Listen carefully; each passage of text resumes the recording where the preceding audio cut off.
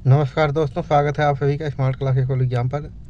दोस्तों, हम लोग अभी उत्तर प्रदेश का जो आर ओ का एग्ज़ाम होता है उसमें जो 8 नंबर की हिंदी आती है उसके बारे में डिस्कशन कर रहे हैं। तो हमारा प्रत्यय संबंधी जो है चैप्टर वो हो गया है और पर्यायवाची संबंधी जो चैप्टर है वो भी हो गया है। तो अभी हम शुद्धियाँ और शुद्धियाँ के बारे में जो चैप्टर है उसके बारे में डिस्कशन कर रहे हैं। और आज का जो हमारा टॉपिक है वो है अल्प प्राण एवं महाप्राण व्यंजन की अशुद्धियाँ जो है इसके बारे में डिस्कशन कर रहे हैं। और उच्चारण के अनुसार व्यंजन वर्ग इसके बारे में जानेंगे। पहला है अल्प प्राण, दूसरा है महाप्राण। और अल्प प्राण का अर्थ है श्वास वायु, है ना।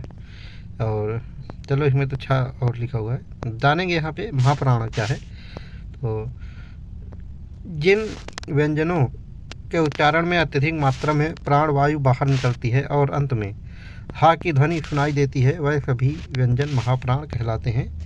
उदाहरण के तौर पर हम देखते हैं ऐसे कौन कौन से व्यंजन हैं। जैसे का वर्ग के जो व्यंजन हैं, चा वर्ग के जो व्यंजन हैं और टा वर्ग के जो व्यंजन हैं, ता वर्ग तथा पा वर्ग के द्वितीय तथा चतुर्थ वर्ण और सा खा सा ऊष्म व्यंजन जो हैं ये वाले।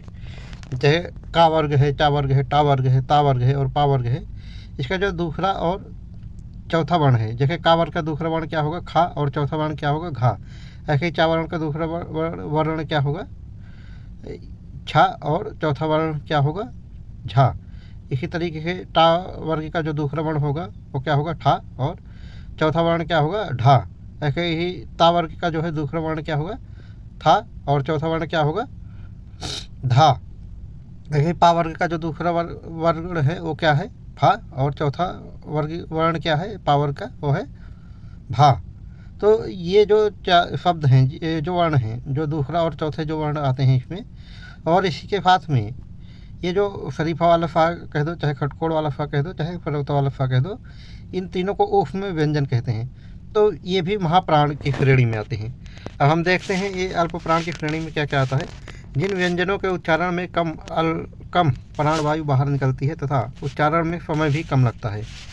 उदाहरण के तौर पर देख लेते हैं। इसमें जो उसमें से रह गया है उसमें आ जाएगा का वर्ग, चा वर्ग, ता वर्ग, ता वर्ग तथा पा वर्ग के प्रथम, तृतीय तथा पंचम वर्ण, और या, रा, ला, वा, अंतस्थ। ये जो 4 वर्ण हैं, या, रा, ला और वा, इनको अंतस्थ व्यंजन कहा जाता है। ये वाले और का वर्ग की और का, चा, टा, ता, पा, ये जो वर्ग हैं इसके जो है पहला, तीसरा और जो 5वां वर्ण है वो अल्प प्राण कहलाते हैं। जैसे का वर्ग का पहला वर्ण क्या है, का, और तीसरा वर्ग क्या है, गा, और 5वां वर्ग क्या है, अंगा। और ऐसे ही चा वर्ग का जो पहला वर्ण होगा वो होगा चा, जो तीसरा वर्ण होगा जा, और जो 5वां वर्ण होगा वो होगा इया। ऐसे ही टा वर्ग का पहला वर्ण क्या होगा, टा, तीसरा वर्ण क्या होगा, डा, और 5वां वर्ण क्या होगा, अड़ा। ऐसे ही ता वर्ग का जो पहला वर्ण होगा वो है ता, और जो तीसरा वर्ण होगा ता वर्ग का होगा दा, और जो 5वां वर्ण होगा ना। ऐसे ही पा वर्ग का जो पहला वर्ण होगा वो होगा पा, जो तीसरा वर्ण होगा बा, और जो 5वां वर्ण होगा वो होगा मा। तो ऐसे, और इसके साथ में जो या, रा, ला, वा और अंतस्थ व्यंजन है ये सारे अल्प प्राण की श्रेणी में आते हैं। अब अल्प प्राण और महाप्राण, अल्प प्राण के स्थान पर महाप्राण व्यंजन संबंधी जो अशुद्धि है वो देखते हैं। जैसे चखत्ते लिखते हैं हम, तो ये अशुद्ध है। इसमें देखो ये महाप्राण यानी कि खा का यूज कर दिया गया है, अल्प प्राण आएगा इसमें, चकत्ते का आएगा बीच में, है ना। कि धरोगा गलत है, ये दरोगा सही होगा इसका, यानी कि धरोगा लिख दिया है तो महाप्राण शब्द का वर्ड का यूज कर दिया गया है, लेकिन इसमें अल्प प्राण आएगा, दरोगा आएगा। झन गलत है, जन ठीक है। और अचानक गलत है, अचानक ठीक है। अच्छा, अच्छा में यानी कि 2 बार अच्छा का यूज कर दिया गया है महाप्राण का, लेकिन इसमें एक जो है अल्प प्राण आएगा, अच्छा। ऐसे संवाद गलत है, ये संवाद ठीक होगा उसका। आगे देखते हैं। इसमें उनका गलत है, इसमें महाप्राण का यूज किए हैं, खा का, अल्प प्राण आएगा का। ऐसे देवता अशुद्ध है, देवता इसका शुद्ध रूप होगा। विश्वस्त अशुद्ध है क्योंकि इसमें था का यूज कर दिया गया है, ये महाप्राण है, अल्प प्राण ता का यूज होगा। ऐसे सीधा साधा ये अशुद्ध है, इसमें पहले सीधा में तो महाप्राण आएगा, धा आएगा, और जो बाद वाला जो साधा है वो साधा नहीं सादा होगा, इसमें अल्प प्राण दा का यूज हुआ है, तो सीधा सादा। भट्ठा, भट्ठा में 2 ठा लगा दिया गया है जो कि दोनों ही महाप्राण है, तो ये गलत है। इसमें एक अल्प प्राण आएगा, जो बीच वाला टा है वो बीच वाला शब्द वर्ण है वो टा, वो जो है क्या है, ये अल्प प्राण है। देखिए हिंदुस्तान, हिंदुस्तान जो है इसमें था का यूज कर दिया गया है जो कि महाप्राण है, तो ये शब्द गलत है और हिंदुस्तान आएगा। पत्थर, पत्थर में जो है आधा था और पूरा था भी लिख उठा है, तो ये गलत है। इसमें जो पहले जो आधा होगा वो होगा ता, इसको क्योंकि ता इसको बोल रहे हैं कम ऊर्जा खत्म हो रही है, तो पत्थर ऐसे सही हो जाएगा, आधा ता आएगा। ठालना गलत है, इसके स्थान पर टालना होगा। बुरी तरह, ये गलत है, इसको होगा बुरी तरह। महाप्राण के स्थान पर अल्प प्राण व्यंजन संबंधी जो शुद्धि है, इसके कुछ उदाहरण है वो देखेंगे। जो है खंबा, खंबा जो है अशुद्ध है, खंभा, खंभा अगर लिखेंगे जब सही हो जाएगा।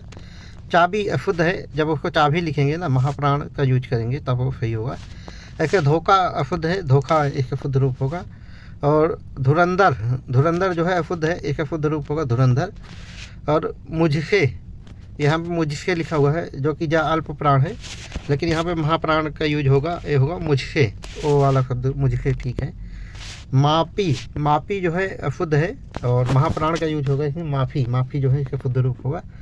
अपसोफ, अपसोफ अशुद्ध है और इसका जो शुद्ध रूप है वो है अपसोफ, फा आएगा है ना, महाप्राण आएगा इसमें। सात, सात अशुद्ध है, ये होगा फात, फात महाप्राण का यूज होगा।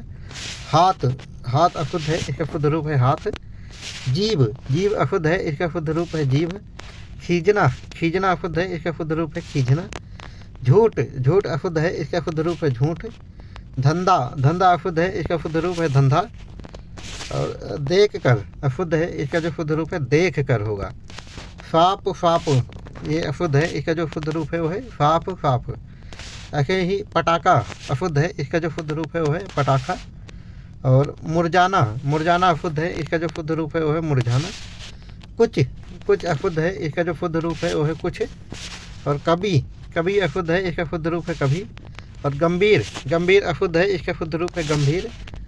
और दूध, दूध अशुद्ध है, इसका जो शुद्ध रूप है वो है दूध। अब ये जो छतरी वाला छा है, इसके स्थान पर ये जो ये वाला छा है छतरी वाला, इसका यूज करके हम अशुद्ध कर देते हैं। तो आइए देखते हैं कि जो दीक्षा, इसमें अगर वो आधा चा और छतरी वाला छा रहेगा तो गलत है, इसमें छतरी वाला छा आएगा दीक्षा, जब ये सही है। ऐसे ही पक्ष में छतरी वाला छः के साथ में सही है। कच्छ, ये भी और छतरी वाले छा के साथ में लिखेंगे इसको कच्छ, जब सही है। तो प्रक्षेपास्त्र, प्रक्षेपास्त्र में जो छा है ये छतरी वाला है, जब सही है। और देखेंगे यहाँ पे हाँ, ऐसे ही कक्षा जो है छतरी वाले छा के साथ में सही है। दक्ष, दक्ष में भी ये छतरी वाला छा के साथ में सही है। दक्षिणा, इसमें भी छतरी वाला छा आएगा। लक्षण में भी छतरी वाला छा आएगा।